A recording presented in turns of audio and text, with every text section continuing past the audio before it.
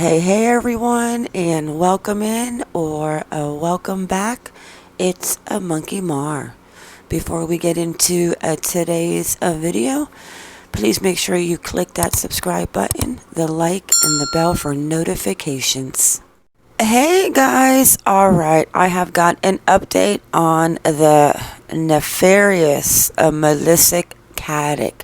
Melissa, oh Melissa, where are thou?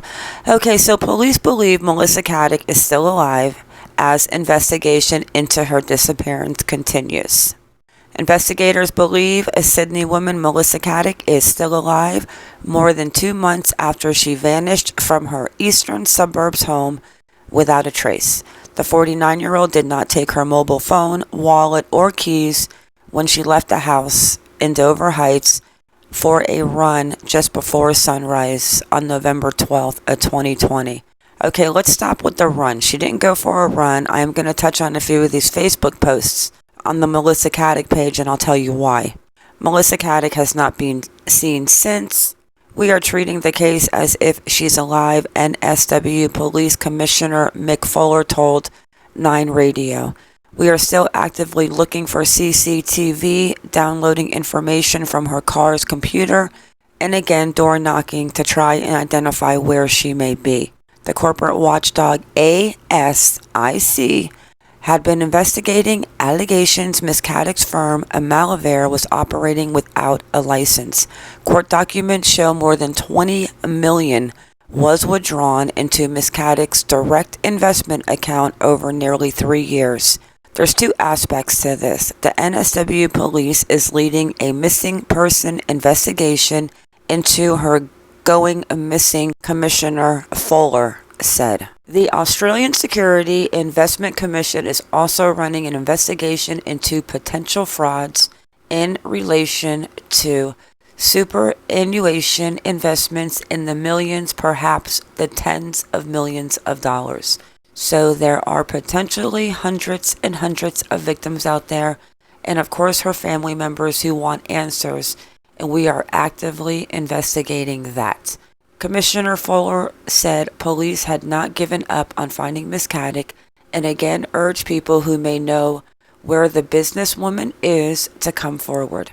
In 2021, it is very difficult to go missing and not be found, given the electric footprint that we all leave behind and cameras and a whole range of other electronics that exist in our lives now, he said. A week after she went missing, her husband Anthony Coletti made a public plea for help. Melissa is an incredible and dedicated mother, a beautiful daughter, sister, and loved wife, Mr. Coletti said at the time. Wah, wah, wah. We are asking the community to help bring Melissa home. We know how much we love you. Just come home. Everything is taken care of. Just come home. Key points. Ms. Caddick has been missing since November of last year, which would be November 2020. And SW police are treating her as a missing person. The Australian Security Investment Commission is also running an investigation into potential superannuation of fraud. There are a couple of things that sit funny with me. First, I've got some new pictures of Anthony Coletti, and they are probably showing right now, and here's what I don't get.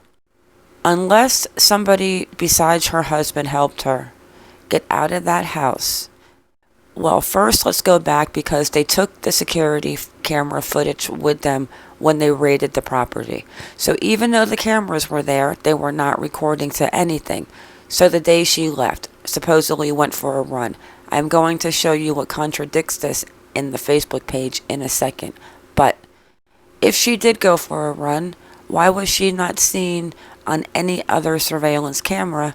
And I showed you the route that she took for her run. If you have not seen it, it's in a prior Melissa Caddick video. But every single one of these $1 million homes in this area seem to have footage.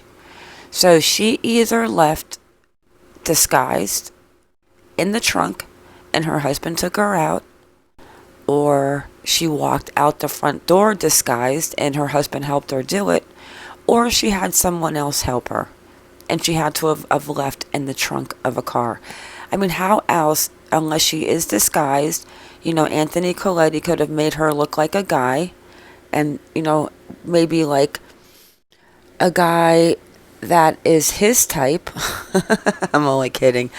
But who knows? I don't know. I just do not know where this gone girl has gone, how she got out, and why they are not saying any more. Maybe she hasn't been seen on CCTV. Maybe she is disguised like a guy. Maybe Anthony Coletti does know where she is. Do I think Anthony Coletti did something to her physically? No. Unless he drugged her first and then did something, I do not see Anthony Coletti taking down Melissa Caddick. I think she would probably definitely put a whooping on him. My opinion, the son's there. Where was the son? If something like that happened, I would think that the son heard. You're not going to involve a son, a boy that age, into a situation where the cops are going to break him down and get answers. Maybe they don't know. Maybe she did it in a way that they wouldn't know, and she would be in touch with them. Maybe she had another boyfriend. Why didn't she pick up her $100,000 necklace? That part. As much as she was narcissistic and greedy and into money and that rich lifestyle, why did she leave the necklace? That's another key point that just makes me go, All right, let's get into these Facebook posts.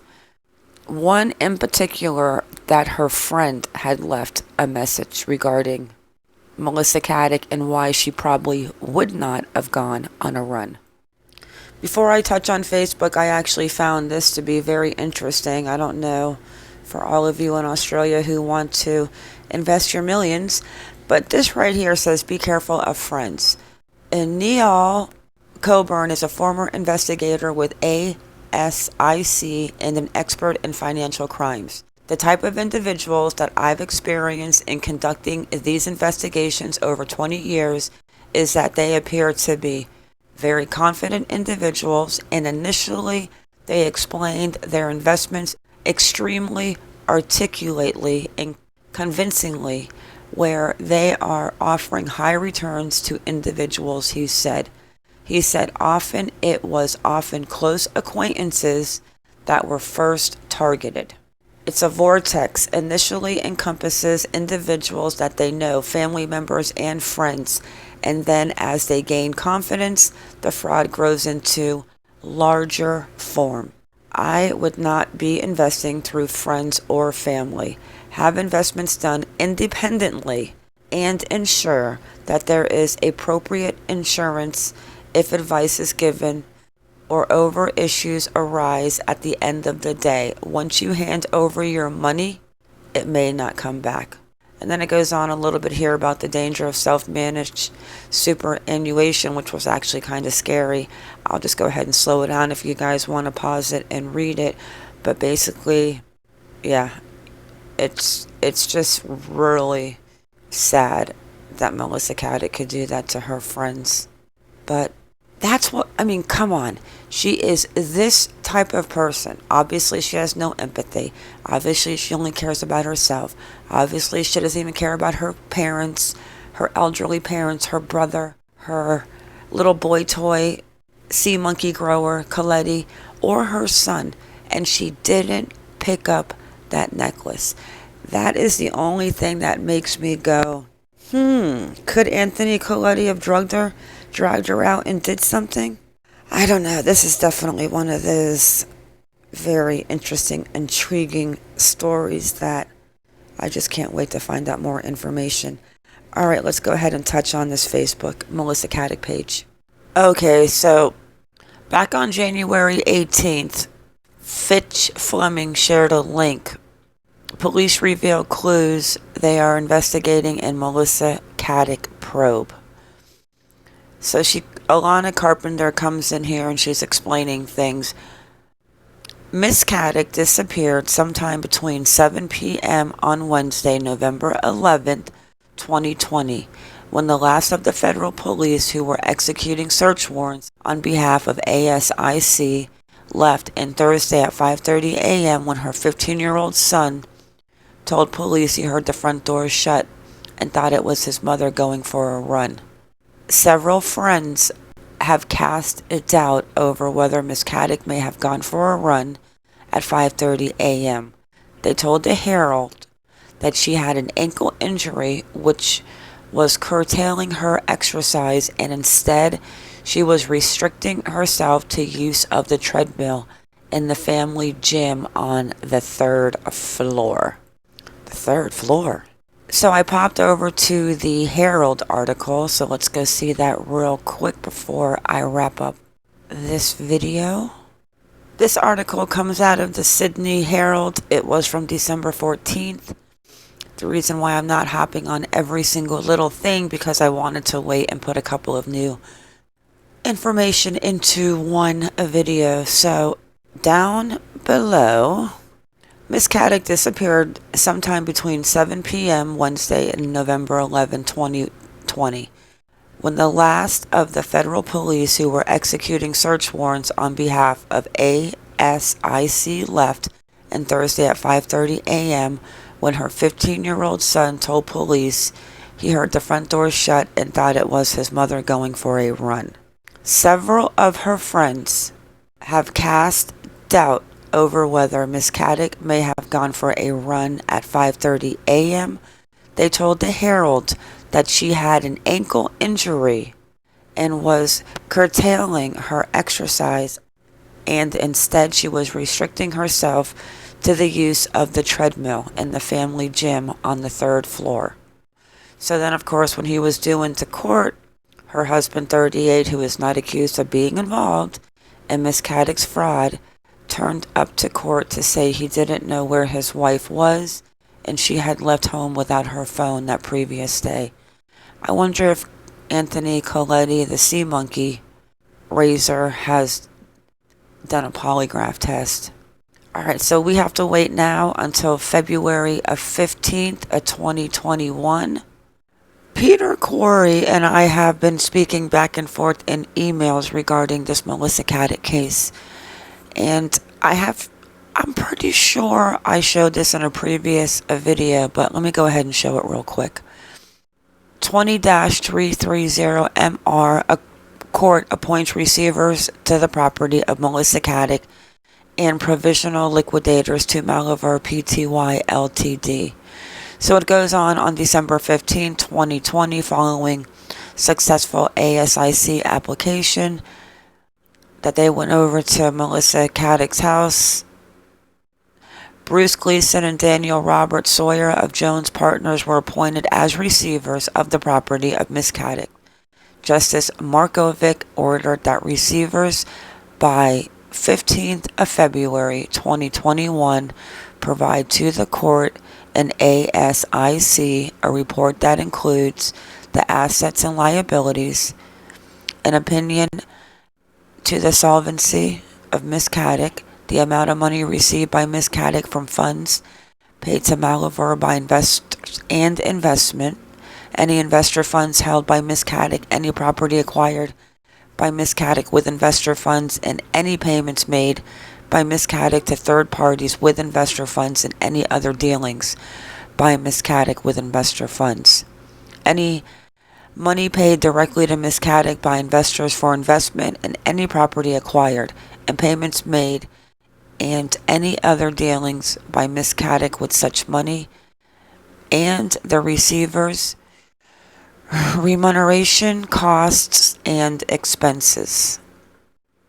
And then Bruce Gleason and Daniel Robert Sawyer are also asking for persons who have paid money, identification of any bank accounts, property acquired, dealings, identification of Malaver's assets and liabilities, an opinion as to the solvency, an opinion as to whether Malaver has proper financial records, an opinion as to the claims that may be available to the liquidators for the recovery of funds for the benefit of creditors, the likely return to creditors, any other information necessary to enable the financial position of Malaver to be assessed, an opinion as to whether Malaver has contravened any provisions of the Act and or any other legislation, and any suspected contraventions of the Act by any directors or officers of Malaver. So December 17, 2020, the matter was further heard and remaining orders finalized. ASIC's investigation is ongoing. The matter is next before the court on February 22nd, 2021. So that is the next date that I am going to be watching for. And to see if, wouldn't that be amazing if she just showed up at the court hearing? I do not know if Anthony Coletti is bright enough to be told of this big plan of her disappearing. But how did she get out of the house? If Anthony Coletti is saying he saw her before she went to bed, and the son is saying he heard the door open, are they part of the plan? Or did she make it seem like that was part of the plan? I don't know, guys. I want to hear your thoughts and your opinions. You know, I love reading your comments. I am not going to touch on the last video's comments today, but after this video, I am going to touch on both videos' comments at one time. Alright, guys, and with that, it is a wrap. I want to thank you all for coming in. Thank you for watching. Please like or dislike, whichever you prefer, and subscribe. Everyone have a good day or a good night wherever you are in the world, and stay vigilant. I am out.